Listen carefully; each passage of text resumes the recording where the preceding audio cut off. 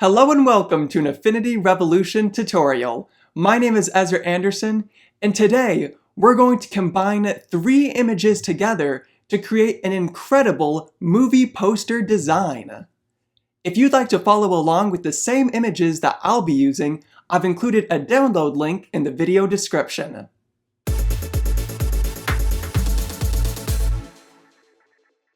For this movie poster effect, I've included three photos in the video description that you can download. The first is a photo of this texture, the second is of some fog, and the third one is a portrait of a man. After you've downloaded and opened these three images, the next thing we're going to do is make a new document. You can make a new document by pressing Command or Control N. We'll make a document that's 1200 by 1800 pixels. The next thing we're going to do is come over to our texture photo and copy it by pressing Command or Control C. Then we'll come back to our new document and paste the texture by pressing Command or Control V. Then using the Move tool, we'll resize and position this texture. Remember that you can rotate an image by clicking and dragging on this circular handle. And if you want to constrain your rotation to 15-degree increments, just hold down Shift while you're rotating.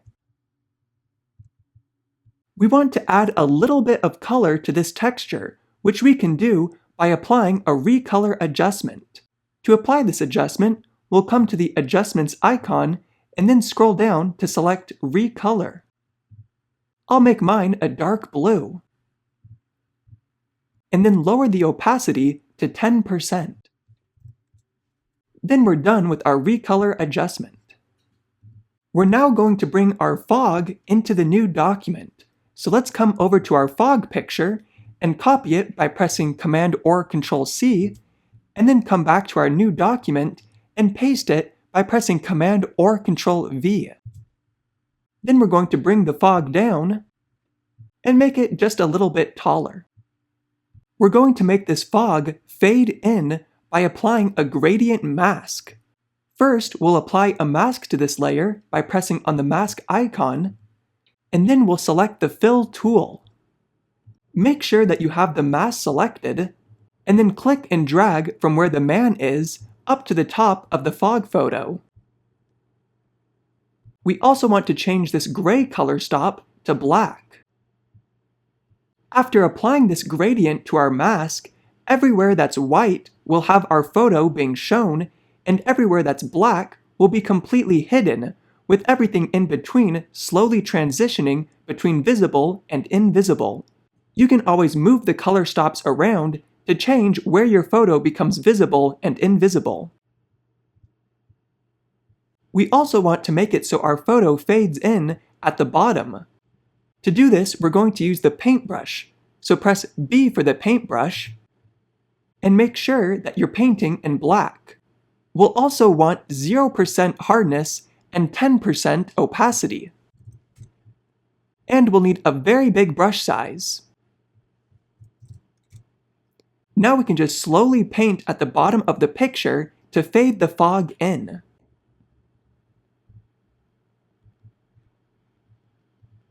We're going to make the fog a little more intense by adding a levels adjustment. The shortcut for levels is Command or Control L.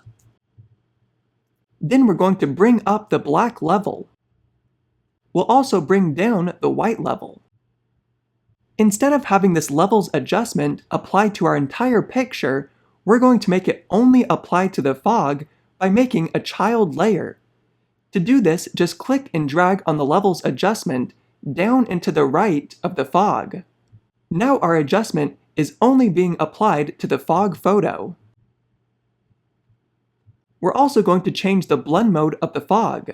To do this, we'll select its layer and then change it from normal to hard light. We're next going to bring the man into our movie poster. So let's come over to our portrait photo, and we'll select him by using the selection brush.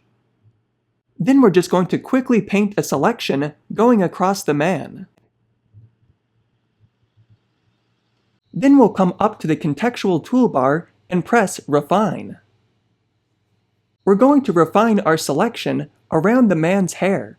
Just paint around the edge of his hair to refine it.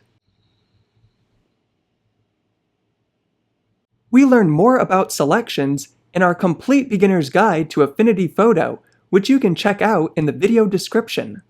For now though, I'd say our selection is looking good enough, so I'm going to press Apply. Now we'll copy the man by pressing Command or Control C. Then we'll come back to our movie poster and paste him by pressing Command or Control V. And as before, we'll use the Move tool to reposition him. Similar to what we did with the fog, we're going to have this man fade in from the bottom. Just as before, we'll apply a mask to this layer, and then select the Fill tool. Then we'll click and drag from up on his face down to the bottom. And we'll change this gray color stop to black. We're now going to work on changing the colors of this man. First, we'll apply a curves adjustment, which you can do by pressing Command or Control M. Then we're going to bring down the spline to make the picture darker. We only want this curves adjustment to affect the man, so we're going to make it a child layer by clicking and dragging down and to the right. Then we'll exit out of the curves adjustment. Next, we'll apply an HSL adjustment by pressing Command or Control U. Using the HSL adjustment, we're going to change it from master to cyans. We're going to make the cyans in the man a little more saturated and also darker. Then we're going to come to the blues and do the same thing. We'll make them more saturated and darker. This HSL adjustment was already applied as a child layer to the man, so it's only affecting the man's layer. We're going to make the shadows on the man look a little more intense by using a black and white adjustment.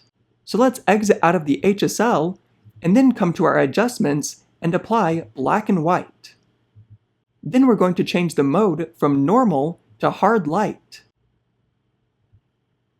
And right now, that's a little too strong, so I'm going to lower the opacity to 60%.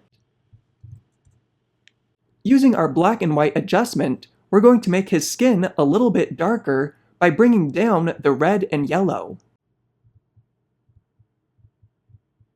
Then we can exit out of the black and white adjustment.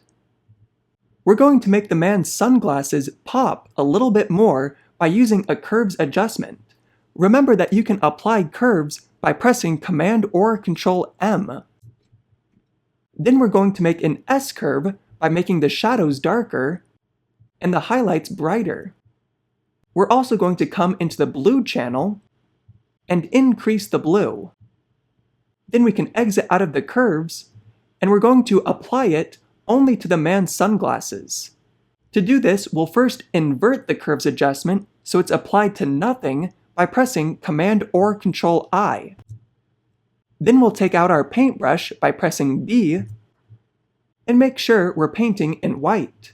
Now we'll zoom in a little bit and paint in white just across the man's sunglasses, so that's the only part of the picture that our new curves adjustment will be applied to. Remember that you can make the paintbrush bigger or smaller by using the bracket keys underneath the equal sign on your keyboard. Also, we'll want to increase our opacity back to 100%.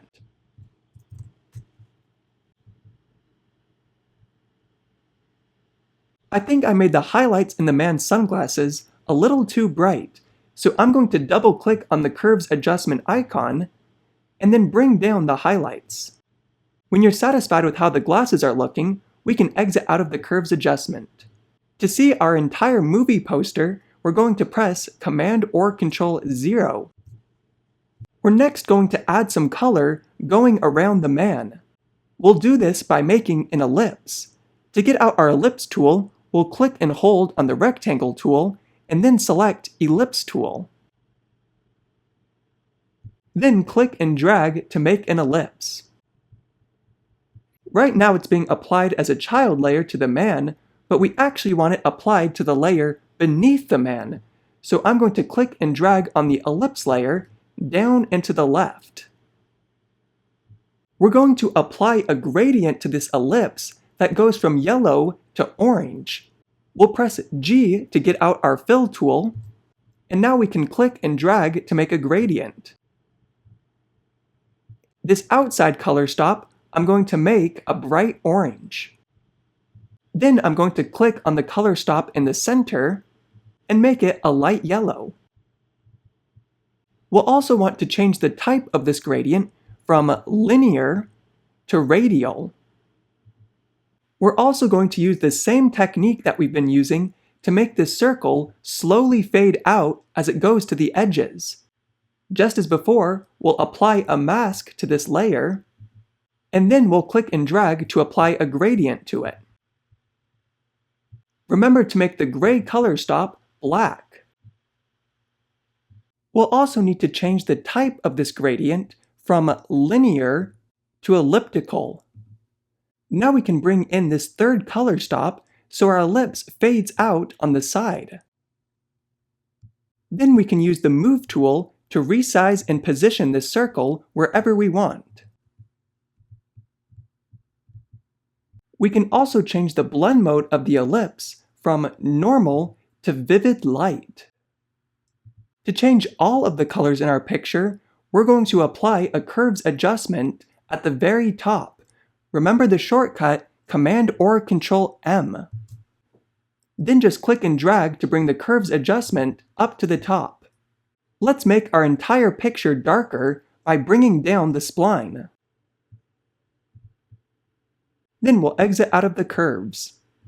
I'm not liking the way this circle is making the bottom of the man's neck and shirt yellow and orange. To fix this, I'm going to select the mask that's applied to our circle, and then press B for the paintbrush. Then just make sure you're painting in black, and then you can paint to remove this circle from any part of the picture you don't want it applied.